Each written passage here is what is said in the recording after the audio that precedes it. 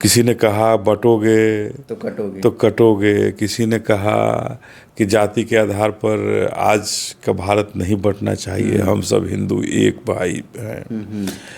तो हम तो ये कहना चाह रहे हैं कि आज अचानक शोषित दलित वंचितों के प्रति कौन सा प्यार जगा, कहाँ से प्यार आया, कौन सा ऐसा प्यार हुआ जिसकी बदौलत आपने इस तरह की घोषणा कर दी कि जो करेगा जाति की बात उसके मारेंगे हम लात। और ऐसे बहुत सारे नेता हैं इस लिस्ट में।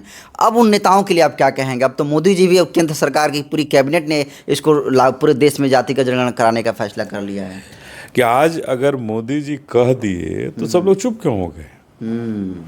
अगर कल गलत था उनके नज़र में तो हम तो यही मानते हैं कि आज भी गलत होना चाहिए। अगर कल ये नीति गलत था कि जातीय जनगणना नहीं होना चाहिए, जात नहीं पता चलना चाहिए कि किस जाति के लोग भारत में कितने रहते हैं, तो कहीं ना कहीं कोई तो एक्सपोज होता है इसमें। बिल्कुल। दोस्तों, पहलगाम आतंकवाद कश्मीर मुद्दे के बीच में केंद्र सरकार ने बड़ा फैसला लेते हुए पूरे देश भर में जातिगत जनगणना कराने का फैसला किया है। और आपको बता दूं कि इसको लेकर उत्तर प्रदेश के 4 बार मुख्यमंत्री रही आयरन लेडी बहन कुमारी मायावती जी ने भी स्वागत किया है। लेकिन कई तरीके से सवाल भी उन्होंने इस जातिगत जनगणना के ऊपर खड़ा करने का काम किया है। वहीं आपको बता दूं कि सत्ता पक्ष हो या फिर विपक्ष हो, सब लोग जो है क्रेडिट जो है दे रहे हैं अपने अपने पार्टी को। तेजस्वी यादव कह रहे हैं कि हमारी वजह से हुआ, कांग्रेस के राहुल गांधी कह रहे हैं कि मेरे वजह से हुआ। इस मुद्दे पर हमारे साथ बातचीत करने के लिए बिहार के बहुजनों के सबसे मजबूत नेता, बहुजन समाज पार्टी के केंद्रीय प्रदेश प्रभारी अनिल चौधरी जी हैं, जो कि बिहार में साहू जी महाराज से नाम से भी जाने जाते हैं। पहले तो स्वागत है सर। जय भीम। सर, जातिगत जनगणना जिस तरीके से पाकिस्तान को भगाने की बात चल रही थी, आक्रमण करने की बात चली रही थी, इधर बीच में जिस तरीके से जातिगत जनगणना सरकार ने पूरे देश में कराने का ऐलान किया है, आप इसको किस रूप में देखते हैं सर? देखिए, सबसे पहले तो हम यही कहें कि हम अगर सही मंशा सही है जी, तो हम बहुजन समाज पार्टी के हर एक आदमी इसका स्वागत करेगा। चूँकि ये भारतीय जनता पार्टी का कहीं भी, भारतीय जनता पार्टी आज तक इस बात को लेकर के इन्होंने हमेशा कहा कि जातिगत बंटवारा नहीं होना चाहिए। और ऐसे स्थिति में आनन फानन में भारतीय जनता पार्टी ने इस को कहा कि हम इसको पूरे भारत में इम्प्लीमेंट करना चाहते हैं, लागू करना चाहते हैं। तो कहीं ना कहीं कुछ साजिश की बूत तो जरूर आती है। लेकिन हम यही कहना चाहेंगे कि ये जातिगत जनगणना जिसकी जितनी संख्या होगी जी, उसकी अधिकार सब जगह उतना होना चाहिए। ये सबसे पहले हमारे बहुजन समाज पार्टी के संस्थापक माननीय काशीराम साहब ने कहा था। भारत के राजनीति में जब उन्होंने कहा था तो एक भूचाल सी आई थी जी।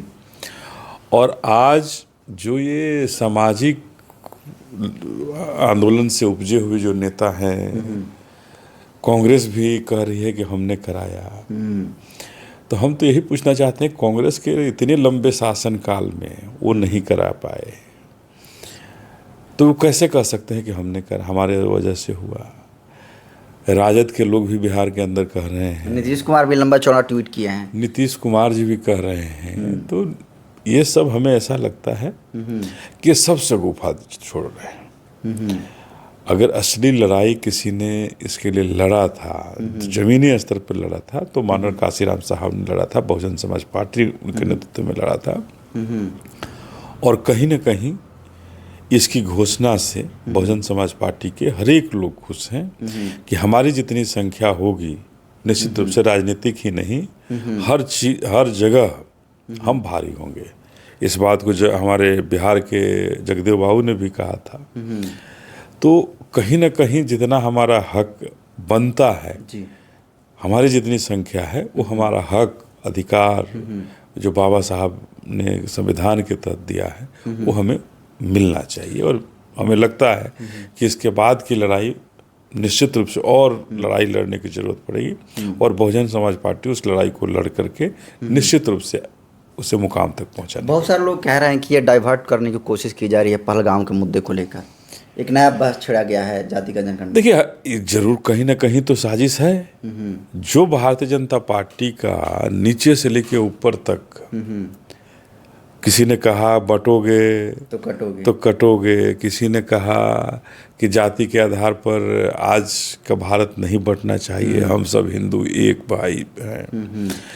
तो हम तो ये कहना चाह रहे हैं कि आज अचानक शोषित दलित वंचितों के प्रति कौन सा प्यार जगा, कहाँ से प्यार आया, कौन सा ऐसा प्यार हुआ जिसकी बदौलत आपने इस तरह की घोषणा कर दी। बहुत सारे सर बीजेपी के नेता जो है जब जातिगत जनगणना का मुद्दा विपक्ष उठा रहा था तो सदन में बहुत लोग बोलते थे, सदन के बाहर भी लोग बोलते थे सत्ता पक्ष वाले कि जो करेगा जाति की बात उसके मारेंगे हम लात, और ऐसे बहुत सारे नेता हैं इस लिस्ट में। अब उन नेताओं के लिए आप क्या कहेंगे? अब तो मोदी जी भी, अब केंद्र सरकार की पूरी कैबिनेट ने इसको पूरे देश में जातिगत जनगणना कराने का फैसला कर लिया है। देखिए, हम लात और बात तो नहीं करना चाहेंगे, नहीं करेंगे। हम लोग संवैधानिक बात करेंगे।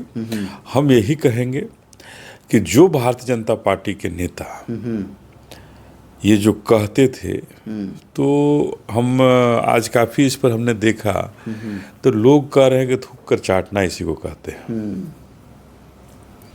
तो कहीं ना कहीं लगातार इस पर ये थे कि नहीं, बिहार में अगर जातीय जनगणना हुई है तो गलत हुई है, नहीं होना चाहिए था। तो अब केंद्र सरकार के निर्णय के खिलाफ भारतीय जनता पार्टी के लोगों को बोलना चाहिए।